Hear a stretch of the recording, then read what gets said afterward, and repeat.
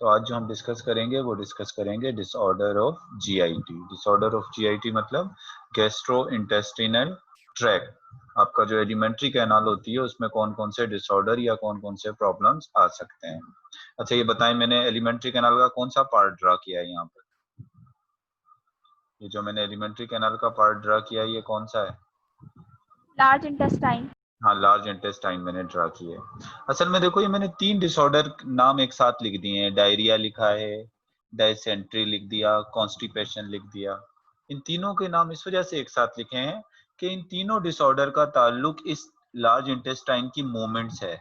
पेरिस्टोल्सिस movement होती है ना, चाहे लार्ज इंटेस्टाइन में हो या स्टमक में हो या हमारी एलिमेंट्री कैनाल की जो मूवमेंट है उसको हम क्या कहते हैं? पेरिस्टोल्सिस कहते हैं। सही है ना?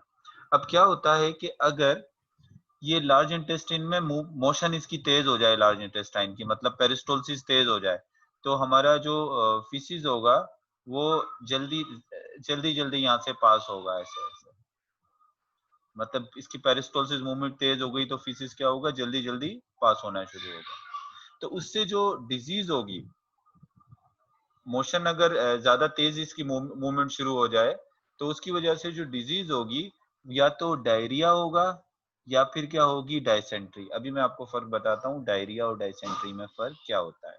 देखो, अगर ये लार्ज इंटेस्टाइन की मूवमेंट तेज हो रही है तो जल्दी जल्दी फीसिस बाहर निकलेगा, और जल्दी जल्दी बाहर निकलने की वजह से नुकसान क्या होगा कि इसमें से वाटर रीएब्जॉर्ब नहीं होगा, वाटर भी रीएब्जॉर्ब नहीं होंगे और जो सॉल्ट होंगे वो भी रीएब्जॉर्ब नहीं होंगे। तो फीसिस जो है वो लिक्विड फॉर्म में निकलना शुरू हो जाएगा, बहुत लिक्विड फॉर्म में फीसिस पास होगा। तो इस कंडीशन को हम क्या कहते हैं? इसको हम डायरिया कहते हैं और लूज मोशन। इसको आप डायरिया कह देते हैं या इसको हम लूज मोशन कहते हैं। Result from rapid movement. अब देखो, याद क्या रखोगे डायरिया के अंदर? Result from rapid movement of faecal material through the large intestine. यानी लार्ज इंटेस्टाइन से जो फीसिस है हमारा, जो फीकल मटेरियल है, उसकी रैपिड मूवमेंट होगी, वो तेजी से पास आउट होगा। तो इसका मतलब रैपिड मूवमेंट किसकी हो रही है? लार्ज इंटेस्टाइन के अंदर रैपिड पेरिस्टोल्सिस होगी। लार्ज इंटेस्टाइन के अंदर जो पेरिस्टोल्सिस होगी वो क्या होगी? रैपिड पेरिस्टोल्सिस होगी। जब रैपिड पेरिस्टोल्सिस होगी तो फीकल मैटर जो होगा, फीसिस जो होगा, फीसिस जो होगा, जो फीकल मेटल होगा, उसकी मूवमेंट भी जो है वो क्या होगी? उसकी मूवमेंट भी रैपिड होगी। ये तो हो गया डायरिया। अब डायसेंट्री क्या होती है?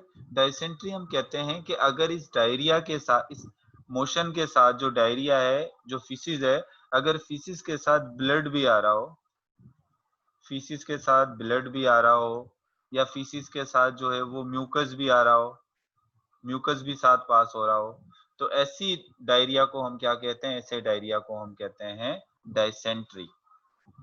तो डायसेंट्री क्या है? बेसिकली डायरिया है, ये भी मोशन ही है, लेकिन डायसेंट्री के अंदर क्या होता है कि इसके अंदर जो है वो जो डायरिया होता है विद ब्लड एंड म्यूकस। मतलब डायरिया ही होगा इसमें, लेकिन किसके साथ होगा? वो विद ब्लड एंड म्यूकस। अच्छा, अब वजह देखें, डायरिया की वजह क्या होती है? चाहे वो डायरिया सिंपल हो या डायसेंट्री वाला हो, तो उसकी रीजन क्या होती है? देखें, डायरिया की अगर हम रीजन देखें, सबसे पहले डायरिया की रीजन देख लेते हैं। एक मिनट में इसको पहले इरेज कर दूं। चलें, डायरिया की पहले रीजन देख लेते हैं। डायरिया की रीजन क्या हो सकती है? सबसे पहले तो ये एंट्रिटिस भी हो सकता है, मतलब वायरस या बैक्टीरिया इन्फेक्शन की वजह से भी हो सकता है, वायरस एंड बैक्टीरियल इन्फेक्शन। मतलब वायरस और बैक्टीरिया ने अगर इन्फेक्शन काज किया है आपकी लार्ज इंटेस्टाइन में या एलिमेंट्री कैनाल के किसी भी पार्ट में, तो वो इरिटेट हो जाएगा, जिसकी वजह से उसकी मूवमेंट पर असर पड़ेगा। तो उसकी वजह से भी जो है वो क्या हो सकता है? उसकी वजह से भी जो है वो डायरिया हो सकता है। इसके अलावा कॉलरा जो है, हैजा, जिसको हम हैजा कहते हैं, हैजा बैक्टीरिया की वजह से होता है। तो हैजे वाले जो बैक्टीरिया हैं उनकी वजह से भी क्या होता है? उसकी वजह से भी जो है वो डायरिया जो है वो हो सकता है। इसके अलावा साइकोलॉजिकल डायरिया, एक साइकोजेनिक भी होता है डायरिया। साइकोजेनिक डायरिया मतलब किसी स्ट्रेस, कुछ लोगों को स्ट्रेस और टेंशन की वजह से भी डायरिया होता है, जिसको हम क्या कहते हैं, साइकोजेनिक डायरिया। ये तो डायरिया की रीजन हो गई, ये रीजन याद। डायरिया जो है वो इन चीजों की वजह से हो सकता है, लूज मोशन इसकी वजह से हो सकते हैं। लेकिन जो डायसेंट्री होती है, डायसेंट्री का मतलब ये होता है कि वो थोड़ा सीवियर होगा, वो डायरिया थोड़ा सा सीवियर होगा कि उसके अंदर जो है वो क्या होता है, ब्लड और म्यूकस भी जो है वो पास हो रहा होता है। तो वो किसकी वजह से होता है, उसकी अगर आप रीजन देखें, डायसेंट्री की जो रीजन होती है वो क्या होती है। डायसेंट्री की रीजन तो एक तो बैक्टीरिया होते हैं जिनको हम कहते हैं बेसिलरी। बेसिलरी बेसिकली क्या होते हैं, ये बैक्टीरिया होते हैं जो हमारे इंटेस्टाइन की वॉल को बाज़ दफा जख्मी भी कर देते हैं, जिसकी वजह से ब्लड आता है। और इसके अलावा जो है वो एंटअमेबा हिस्टोलिटिका, यानी अमेबाइक इन्फेक्शन की वजह से भी जो है, अमेबाइक इन्फेक्शन की वजह से भी जो है वो डायसेंट्री जो है वो हो सकती है। तो ये तो हमने देखा डायरिया और डायसेंट्री और उसकी वजह। अब दूसरे नंबर पर हमारे पास जो एक लार्ज इंटेस्टाइन की मूवमेंट की वजह से जो एक और प्रॉब्लम आता है, उसको हम कहते हैं कॉन्स्टिपेशन। अब ये कॉन्स्टिपेशन देखो बिल्कुल अपोजिट है किसका, ये डायरिया का बिल्कुल अपोजिट है। जैसे ये मैं लार्ज इंटेस्टाइन दोबारा ड्रा कर रहा हूँ यहाँ पे, ये लार्ज इंटेस्टाइन। अब देखो अगर लार्ज इंटेस्टाइन की मूवमेंट, पेरिस्टोल्सिस जब इसमें बहुत तेज होती है, तो तेजी से जब रैपिड क्या कहना चाहिए, फीसिस की मूवमेंट होती है, तो वो तो क्या होता है, वो तो डायरिया होता है। लेकिन कभी कभी क्या होता है कि कॉन्स्टिपेशन जो होता है उसमें बेसिकली क्या होता है, पेरिस्टोल्सिस जो होती है वो स्लो होती है। यानी लार्ज इंटेस्टाइन के अंदर जो स्लो जो है वो क्या होती है, पेरिस्टोल्सिस होती है। यानी आप कह सकते हो कि slow movement of large intestine. Large intestine के अंदर जो पेरिस्टोल्सिस मूवमेंट होती है वो क्या होती है, स्लो होती है। अब देखो जब स्लो होती है मूवमेंट, जब स्लो हो रही होती है, आहिस्ता आहिस्ता फीसिस पास हो रहा होता है। जैसे फॉर एग्जांपल ये फीसिस जो है वो आहिस्ता आहिस्ता क्या होगा, यहाँ से पास होगा। आहिस्ता आहिस्ता जब पास हो रहा होता है, स्लो स्लो, तो क्या होता है, स्पेशली जब डिसेंडिंग लिम्ब की तरफ आता है, तो वो स्लो स्लो मूव कर रहा होता है। तो उस फीसिस के अंदर से क्या होता है, बहुत ज्यादा वाटर जो है वो एब्जॉर्ब हो जाता है, क्योंकि काफी अरसे तक यहाँ पर मौजूद है, तो बहुत सारा वाटर इसमें एब्जॉर्ब हो गया। जब बहुत सारा वाटर फीसिस से निकल के जाता है, तो फीसिस क्या हो जाती है, हार्ड हो जाती है। और फीसिस हार्ड होके यहाँ पर क्या हो जाती है, यहाँ पर ब्लॉक हो जाती है ऐसे। फीसिस बहुत ज्यादा हार्ड होके यहाँ पर ऐसे ब्लॉक हो गई। अब इस कंडीशन को क्या कहेंगे, इस कंडीशन को हम कहेंगे कॉन्स्टिपेशन। मतलब अब यहाँ पर डेफिकेट नहीं कर पाता, डेफिकेट करने में प्रॉब्लम होती है, इस फीसिस को पास करने में प्रॉब्लम हो रही है, क्योंकि यहाँ पर क्या हो गया है, वो बहुत ज्यादा ड्राई और हार्ड हो गई है। फीसिस बहुत ज्यादा ड्राई और हार्ड हो गई है, जिसकी वजह से वो जो है वो उसकी सही तरीके से जो है वो पास आउट नहीं हो पा रहा। अच्छा, अब इसके बाद जो है वो कॉन्स्टिपेशन, आपकी बुक में जो कॉन्स्टिपेशन के हवाले से लिखा हुआ है, constipation means slow movement of faeces through the large intestine. यानी लार्ज इंटेस्टाइन में फीसिस जो है ये जो मूव करेगी, इसकी मूवमेंट जो होगी बहुत स्लो होगी, आहिस्ता आहिस्ता मूव कर रही है। और क्यों आहिस्ता आहिस्ता मूव कर रही है ये फीसिस यहाँ से, उसकी वजह ये है कि हमारी लार्ज इंटेस्टाइन की मूवमेंट ही बहुत स्लो हो रही है, तो उसकी वजह से फीसिस की मूवमेंट भी क्या हो रही है, स्लो हो रही है। And is often associated with large quantity of dry and hard feces in the descending colon। और इसके रिजल्ट में क्या होता है, जो descending colon होता है, ये नीचे वाला जो, इस colon को हम descending colon कहते हैं ना, descending colon के अंदर feces जो है वो हार्ड और ड्राई हो जाता है। क्यों हार्ड और ड्राई हो जाता है, क्योंकि उसके अंदर से जो है वो वाटर बहुत ज्यादा जो है वो क्या हो जाता है, एब्जॉर्ब हो जाता है। Of the long time available for absorption of fluid, यानी इतनी देर तक यहाँ पर रहती है कि इसके अंदर से जितना भी फ्लूइड होता है वो सारा का सारा क्या होता है, एब्जॉर्ब हो जाता है, मतलब वाटर एब्जॉर्ब हो जाता है, बाकी फीसिस हार्ड हो जाती है। अब इसकी जो काज होती है, कॉन्स्टिपेशन की जो काज है या इसकी जो रीजन है, इसकी वजह क्या है, इसकी वजह जो आपकी बुक में दी हुई है, बहुत सारी वजहें होती हैं, तो आपको वजह याद करने की इतनी जरूरत नहीं है, आप सिर्फ इसकी कैरेक्टरिस्टिक याद कर लें। आप ये याद रख लें कि अगर आपसे पूछा जाए, ऐसा कोई एमसीक्यूज आ जाए कि वो कौन सा डिसऑर्डर है जो लार्ज इंटेस्टाइन के स्लो मूवमेंट की वजह से होता है, तो आप याद रखेंगे कॉन्स्टिपेशन। या आपसे ये पेशेंट, या आपसे पूछा जाए कि ये वो कौन सा डिसऑर्डर होता है जिसमें फीसिस लार्ज इंटेस्टाइन में बहुत स्लो मूव करती है या हार्ड हो जाती है, तो भी आप याद रखेंगे कॉन्स्टिपेशन। इसके अलावा रीजन काज बहुत सारी हो सकती हैं। एक काज इसकी क्या है, एक काज है इरेगुलर बॉल हैबिट, मतलब जो खाने की जिनकी हैबिट होती है ना, कभी किस टाइम खाना खा लिया, कभी किस टाइम, कभी होटलिंग कर ली बहुत ज्यादा और एक टाइम, तो उसकी वजह से भी कहते हैं बाज़ दफा जो है वो, यानी हेल्दी फूड ना लेना। अगर आप हेल्दी फूड भी नहीं लेंगे, आपके फूड के अंदर फाइबर इतने अच्छा मौजूद नहीं है, तो उसकी वजह से भी बाज़ दफा क्या होता है, लार्ज इंटेस्टाइन की मूवमेंट पर जो है फर्क पड़ता है और उसकी वजह से कॉन्स्टिपेशन हो सकता है। तो अब आपने देखना याद, अगर आपसे एमसीक्यूज पूछा जाए कि वो कौन सी लार्ज इंटेस्टाइन, कौन सा डिसऑर्डर है जिसमें लार्ज इंटेस्टाइन में पेरिस्टोलिसिस बहुत तेज होती है और फीकल मैटर बहुत तेजी के साथ पास हो रहा होता है और लिक्विड के साथ पास हो रहा होता है, तो आपने बताया ना डायरिया। और अगर आपसे पूछा जाए ऐसा डायरिया जिसमें म्यूकस और ब्लड भी आता हो, तो ऐसे डायरिया को हम क्या कहेंगे, तो उस डायरिया को क्या कहेंगे, उस डायरिया को हम डायसेंट्री कहेंगे। ये आपने बस पॉइंट्स याद रखना है। अब आ जाते हैं नेक्स्ट डिसऑर्डर की तरफ। जो ये डिसऑर्डर जो मैं आगे बताने जा रहा हूँ, ये भी ज्यादातर कॉन्स्टिपेशन की वजह से ही होता है और इस डिसऑर्डर को हम कहते हैं पाइल्स। इसके लिए हम टर्म इस्तेमाल करते हैं पाइल्स, और पाइल्स के लिए एक और लफ्ज भी हम इस्तेमाल करते हैं, हेमोरॉइड्स भी कहते हैं इसे, पाइल।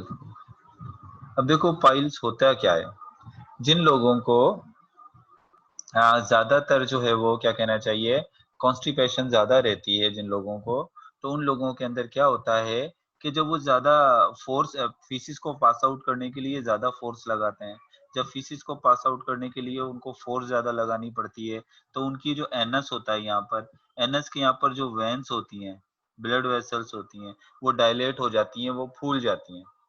यहाँ से जो ब्लड वेसल्स होती हैं एनएस के पास यहाँ पर, वो क्या हो जाएंगी, डायलेट हो जाएंगी, ऐसे फूल जाएंगी यहाँ पर, क्योंकि उन पर प्रेशर ज्यादा लग रहा है। तो इसको हम क्या कहते हैं, इसको हम पाइल्स कहते हैं। देखो पाइल्स आपकी बुक में क्या लिखा हुआ है, piles are also known as haemorrhoids, these are dilated veins.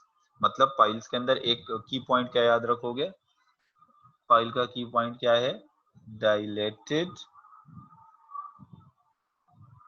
Dilated veins occurring in relation to the anus, यानी किस जगह पर, जो एनस वाली साइड है आपकी, इस ओपनिंग को क्या कहते हैं, एनस कहते हैं। और एनस के करीब यहाँ पर जो एनस है, मिसाल के तौर पे ये मैंने एनस यहाँ पर बनाया है, इस एनस के पास जो वेन होती हैं वो क्या हो जाती हैं, डायलेट हो जाती हैं, ऐसे फैल जाती हैं, क्योंकि प्रेशर ज्यादा लग रहा होता है तो उसकी वजह से वो ऐसे फैल जाएंगी। Such hemorrhoid may be external और internal to the anal opening. देखो ये जो एनल ओपनिंग होती है, ऐसे एनल ओपनिंग जो है वो एक तो एक्सटर्नल है, ये बाहर की तरफ हो गया, यहाँ पर जो वेन है ये एनल ओपनिंग कौन सी हो गई, ये एक्सटर्नल, और यहाँ पर अंदर वाली जो साइड है वो क्या है, इंटरनल है। यानी एनल ओपनिंग एक थोड़ा सा एक्सटर्नल साइड है और एक क्या है, इंटरनल।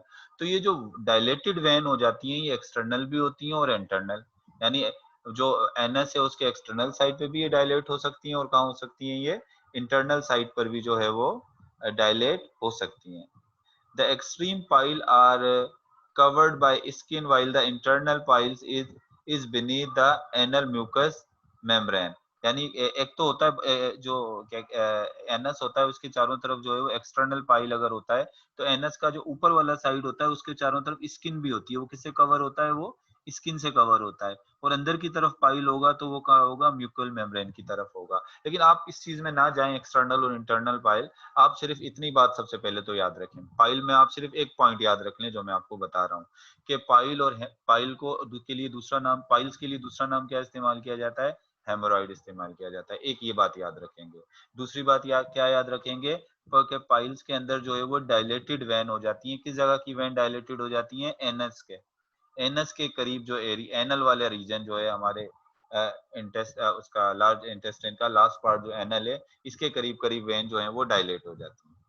क्योंकि आपसे एमसीक्यूज में अगर पूछ लिया जाए कि dilated vein relation to anal side, anal side पर जो डायलेटेड वेन होती हैं ये जो डिसऑर्डर होता है, जो GIT का जो ये डिसऑर्डर है, इसको क्या कहते हैं? तो इसके लिए आप पाइल्स या हेमरॉइड्स जो है वो इसको कहते हैं। और अगर आपसे पूछा जाए मोस्ट कॉमन काज जो है, सबसे ज्यादा जो कॉमन काज है इसका पाइल्स का या हेमरॉइड का, वो क्या है? वो है कॉन्स्टिपेशन। जिन लोगों को कॉन्स्टिपेशन होता है तो उनको जो है वो पाइल्स होने के जो है वो चांसेस क्या होते हैं? ज्यादा हो जाते हैं। दूसरा पॉइंट इसमें ये याद रखना है, the most common cause of pile is constipation. तो बस ये पॉइंट मैं आपको बता रहा हूँ कि फिर उसके अलावा जो है वो कॉन्स्टिपेशन जो होता है, मैं आपको बता दिया था कॉन्स्टिपेशन किसकी वजह से होता है, कि हमारी ईटिंग हैबिट नहीं होती, हमारा फूड के अंदर फाइबर जो है वो कम होते हैं, जिसकी वजह से क्या होता है? कॉन्स्टिपेशन होता है। और उसके बाद जो है वो डायरिया भी, सॉरी, पाइल्स भी जो है वो हो सकता है। तो पाइल्स में जो मैंने आपको पॉइंट्स बताए, आपने सिर्फ यही जो है वो याद रखना है। आपकी बुक में बहुत सारी चीजें लिखी हुई हैं, लेकिन आपने एमसीक्यूज के हवाले से सिर्फ इन्हीं पॉइंट्स को जो है वो दिमाग में रखना है। अब आ जाते हैं नेक्स्ट डिसऑर्डर की तरफ। और ये जो डिसऑर्डर, जो नेक्स्ट डिसऑर्डर है, इसको कहते हैं डिस्पेप्सिया।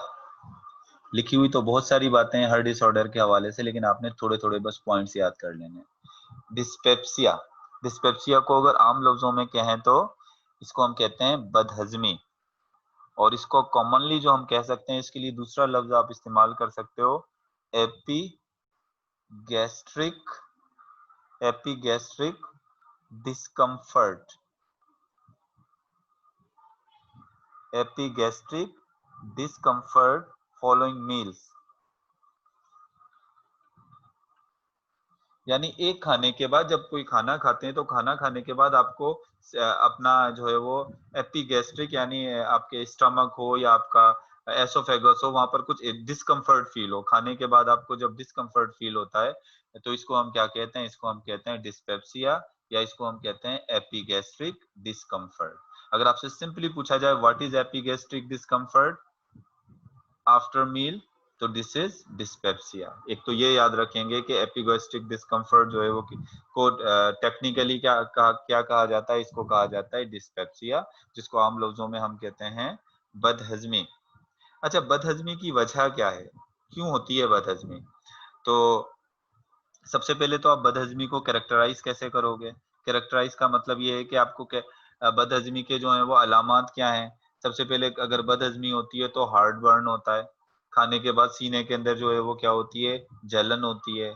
एनोरेक्सिया भी होता है लोगों को। एनोरेक्सिया मतलब भूख नहीं लगती है। नोजिया भी होता है, मतली भी होती है, कुछ लोगों को खाने के बाद वोमिटिंग भी हो जाती है। और कभी कभी एब्डोमिनल पेन यानी पेट में दर्द होता है, और बाज़ दफा दर्द नहीं भी होता। तो ये सारी चीजें जो हैं वो किसको शो करती हैं? किसकी सिम्टम्स हैं? ये सिम्टम्स हैं डिस्पेप्सिया यानी बदहजमी के। अच्छा, इसके अलावा बदहजमी की वजह क्या हो सकती है? बदहजमी की वजह जो है वो पेप्टिक अल्सर भी हो सकता है। पेप्टिक अल्सर किसको कहते हैं? ये आपके स्टमक के अंदर जब जख्म हो गया, मिसाल के तौर पे स्टमक में यहाँ पर ये जख्म हो गया, तो इसको हम क्या कहेंगे? इसको हम कहेंगे पेप्टिक अल्सर। स्टमक में हो जाए या बाज़ दफा ड्यूडेनम में भी हो सकता है। तो जब यहाँ जख्म हो जाता है तो इसको पेप्टिक अल्सर कहते हैं। पेप्टिक अल्सर की वजह से भी जो है वो क्या हो सकता है? डिस्पेप्सिया हो सकता है। Some person have persistent dyspepsia for which no cause can be found. कुछ लोगों को बदहजमी या डिस्पेप्सिया रहता है। कुछ लोगों को बदहजमी या डिस्पेप्सिया रहता ही है और उसकी कोई वजह भी नहीं होती, कोई वजह नहीं है, लेकिन बस उनको डिस्पेप्सिया होता है। This is a non-ulcer ulcer or functional dyspepsia caused by disturbance in the motor function of alimentary canal। कहता है एक तो डिस्पेप्सिया वो होता है जो अल्सर की वजह से होता है, पेप्टिक अल्सर की वजह से होता है, और एक वो होता है दिस इज नॉन अल्सर और फंक्शनल डिस्पेप्सिया, यानी नॉन अल्सर बगैर किसी अल्सर की वजह से, या जिसको हम फंक्शनल डिस्पेप्सिया कहते हैं। वो किसकी वजह से होता है? वो इसकी वजह से होता है, आपको पता है कि हमारी बॉडी के तरफ जो मैसेज लेकर आ रहा होता है वो कौन लेकर आ रहा होता है? Motor neuron. ये जो हमारे स्टमक के अंदर जो मसल्स हैं वो जो कॉन्ट्रैक्ट और रिलैक्स हो रहे हैं, और बाज़ दफा हमारे जो हार्मोन सीक्रेट हो रहे हैं यहाँ से, ये सब किसके कंट्रोल में है? मोटर न्यूरॉन के कंट्रोल में है। अगर मोटर न्यूरॉन का फंक्शन सही नहीं होगा तो उसकी वजह से भी एलिमेंट्री कैनाल में जो है वो कुछ प्रॉब्लम्स आ सकते हैं। तो ये डिस्पेप्सिया जो है वो किसकी वजह से होता है? Disturbance in the motor function of alimentary canal.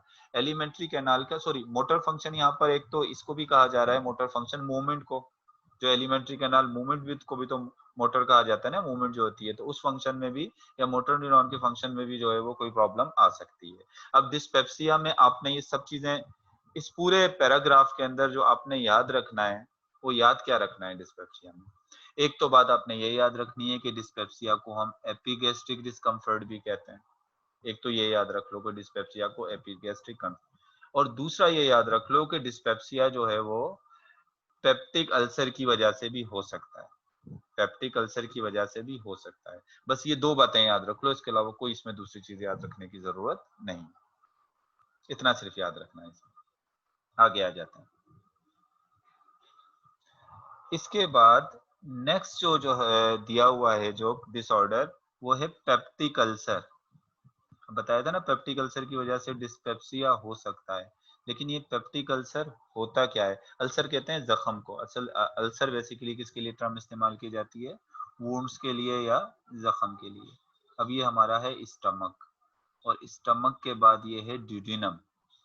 अब बाज दफा क्या होता है, देखें मैंने आपको बताया था कि स्टमक के जो अंदर की वॉल होती है, नीचे म्यूकोसा की एक लेयर चढ़ी होती है स्टमक के वॉल के अंदर, ऐसे स्टमक की वॉल के नीचे भी, और ये आपके इंटेस्टाइन में भी ऐसे म्यूकस की एक लेयर चढ़ी होती है ऐसे नीचे की तरफ। इसको म्यूकोसा की लेयर कहते हैं, म्यूकोसा कहते हैं। क्यों ये म्यूकस की लेयर चढ़ी होती है? ताकि आपके स्टमक की इंटरनल वॉल को, यानी अंदर वाली वॉल को, ये जो स्टमक की अंदर वाली वॉल है, इसको किससे बचा सके? हाइड्रोक्लोरिक एसिड के असर से और पेप्सिन के असर से जो है वो बचा सके। लेकिन कहीं कहीं पर जब हमारे जो म्यूकोसा होता है, कहीं कहीं से जब ये म्यूकोसा कम हो जाता है, ये देखिए यहाँ से म्यूकस सिक्रीट कम हो रहा है, यहाँ पर म्यूकस मौजूद नहीं है। जब यहाँ पर म्यूकोसा की लेयर यहाँ पर डैमेज हो गई है या म्यूकोसा की लेयर यहाँ पर नहीं है, तो यहाँ पर क्या होगा? ये हाइड्रोक्लोरिक एसिड जाकर, हाइड्रोक्लोरिक एसिड या प्रोटीन को डाइजेस्ट करने वाले जो एंजाइम जो पेप्सिन है, वो क्या करेगा? हमारी स्टमक की वॉल को जो है वो वहां पर जख्म डाल देगा, उसको यहाँ पर जख्मी कर देगा ऐसे। अब यहाँ पर जो जख्म पड़ा है स्टमक के अंदर, इसको हम क्या कहेंगे? इसको हम कहेंगे पेप्टिक अल्सर। अब देखो पेप्टिक अल्सर क्या है? Peptic ulcer is a damage area. देखो ये एरिया डैमेज हो गया ना, ये जो एरिया है पेप्टिक अल्सर क्या है? डैमेज एरिया है। ये देखें ये एरिया डैमेज हो गया, यहाँ पर जख्म पड़ गया।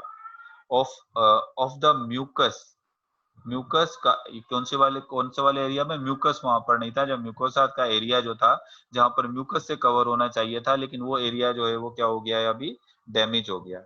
और caused by the digestive action of gastric juice।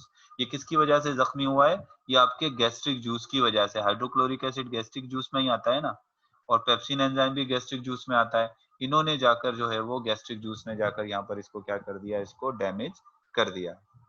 In the first few centimetre of duodenum, in addition peptic ulcer frequently occur in the stomach. यानी देखो पेप्टिक अल्सर कहाँ कहाँ होता है? एक तो पेप्टिक अल्सर होता है स्टमक में। ये मैंने पेप्टिक अल्सर कहाँ पर बनाया है? ये पेप्टिक अल्सर शो किया है स्टमक में। लेकिन ये जो ड्यूडिनम है, ड्यूडिनम के अंदर भी तो एसिडिक फूड आता है ना, ड्यूडिनम में भी तो एसिडिक फूड आता है। जब तक बाइल इसके अंदर नहीं आ जाता है इसको बेसिडिक करने के लिए, उससे पहले ड्यूडिनम में एसिडिक फूड होता है। अगर ड्यूडिनम के अंदर म्यूकस की वॉल कम हो जाए, अगर ड्यूडिनम के अंदर म्यूकस की वॉल थिन हो जाए, तो ये गैस्ट्रिक जूस जो है वो ड्यूडिनम में जाकर कुछ फ्यू सेंटीमीटर ड्यूडिनम की वॉल को भी यहाँ पर जो है वो क्या कर देगा? डैमेज कर देगा।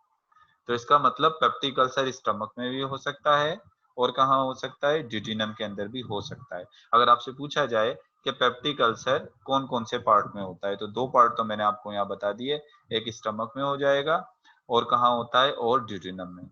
रेयरली, बहुत कम ऐसा होता है कि पेप्टिक अल्सर आपके यहाँ स्टमक में भी हो जाए, क्योंकि हाइड्रोक्लोरिक एसिड जो है बाज़ दफा गैस्ट्रिक जूस जो है वो बाज़ दफा स्टमक से थोड़ा बहुत मूव करके कहाँ जा सकता है? एसोफेगस की तरफ भी जा सकता है ऐसे। तो रेयरली, कभी कभी एसोफेगस में भी हो सकता है। लेकिन ज्यादातर अगर आपसे पूछा जाए कि पेप्टिक अल्सर जो है वो कहाँ होता है, तो स्टमक में होता है, ड्यूडेनम में होता है, और इसके अलावा बहुत कम होता है, लेकिन हो सकता है कि एसोफेगस में भी हो सकता है। अगर ये 3 ऑप्शन आ जाएं तो फिर ये 3 ऑप्शन ही जो है वो सही होंगे। अच्छा, इसके अलावा अब ये होता क्यों है पेप्टिक अल्सर जो है वो, it believed that duodenal ulcer are caused by excessive secretion of acid and pepsin by the gastric gland। चाहे duodenal अल्सर हो, चाहे अल्सर हो, चाहे वो स्टमक का अल्सर हो, वो दोनों किसकी वजह से होते हैं? बाज़ दफा हाइड्रोक्लोरिक एसिड और पेप्सिन बहुत ज्यादा सीक्रेट हो रहे होते हैं। स्टमक म्यूकस कम सीक्रेट हो रहा होता है और हाइड्रोक्लोरिक एसिड और पेप्सिन बहुत ज्यादा सीक्रेट हो रहे होते हैं, और ये हाइड्रोक्लोरिक एसिड और पेप्सिन क्या करते हैं? ये जाकर स्टमक की वॉल को जो है वो डैमेज कर सकते हैं। The development of duodenum peptic ulcer is strongly heredity. देखें, ये ड्यूडेनम का हो चाहे वो स्टमक, या ड्यूडेनम की बात की, लेकिन आपको बता रहा हूँ ये दोनों ही अल्सर के, ये जनरली पेप्टिक अल्सर के हवाले से ही बात कर रहा है। चाहे ड्यूडेनम का अल्सर हो चाहे वो पेप्टिक अल्सर हो, तो एक तो जो है वो किसकी वजह से होता है? हाइड्रोक्लोरिक एसिड या पेप्सिन ज्यादा सीक्रेट होने की वजह से। अब हाइड्रोक्लोरिक एसिड और पेप्सिन क्यों सीक्रेट ज्यादा होते हैं? ये बाज लोगों के अंदर हेरिडिटी में भी आ जाता है कि हेरिडिटी यानी विरासत में ही, पेरेंट्स से ही मिलती है ये चीज कि उनको जो है वो, या फिर बाज दफा साइकोलॉजिकल फैक्टर भी होते हैं, स्ट्रेस। कुछ लोगों को अल्सर जो है वो स्ट्रेस की वजह से भी होता है। जब स्ट्रेस ज्यादा होता है तो उस दौरान भी जो है वो बाज़ दफा गैस्ट्रिक ग्लैंड से जो है ये गैस्ट्रिक जूस यानी हाइड्रोक्लोरिक एसिड और पेप्सिन जो है वो ज्यादा सीक्रेट होना शुरू हो जाता है। चलें, अब तो ये तो बात हो गई पेप्टिक अल्सर की। आपने याद क्या रखना है पेप्टिक अल्सर के हवाले से? पॉइंट्स क्या आपने याद रखने हैं? सबसे पहले तो आपने पेप्टिक अल्सर याद रखना है, ये डैमेज एरिया होता है। पेप्टिक अल्सर क्या होता है? बेसिकली ये डैमेज एरिया होता है, और ये डैमेज एरिया किस किस जगह पर हो सकता है? स्टमक में भी हो सकता है, ये डैमेज एरिया जो है वो ड्यूडेनम में भी हो सकता है, और रेयरली जो है ये डैमेज एरिया एसोफेगस का भी हो सकता है। फिर आपसे पूछा जा सकता है कि इसकी काज क्या है, क्यों होता है ये एरिया डैमेज? ये एरिया जो डैमेज होता है वो एक्सेसिव जो है वो secretion of hydrochloric acid and pepsin. Hydrochloric acid और पेप्सिन बहुत ज्यादा सीक्रेट हो रहा होता है। क्यों ये ज्यादा सीक्रेट हो रहा होता है? इसकी क्या वजह होती है? एक तो हेरिडिटी होती है, और दूसरी वजह इसकी स्ट्रेस भी हो सकती है। स्ट्रेस की वजह से भी ये ज्यादा सीक्रेट हो सकता है। चलें, अभी मैंने आपको बताया पेप्टिक अल्सर। इसके बाद में अभी मैं थोड़ा सा वक्फा दूंगा आपको, आप नमाज पढ़ेंगे, उसके बाद फिर मैं दोबारा जो है ये क्लास स्टार्ट करूंगा। इसमें से कोई क्वेश्चन करना हो तो करें, फिर ये दोबारा मैं क्लास स्टार्ट करता हूँ। इसमें से कोई क्वेश्चन करना है तो आप क्वेश्चंस करें।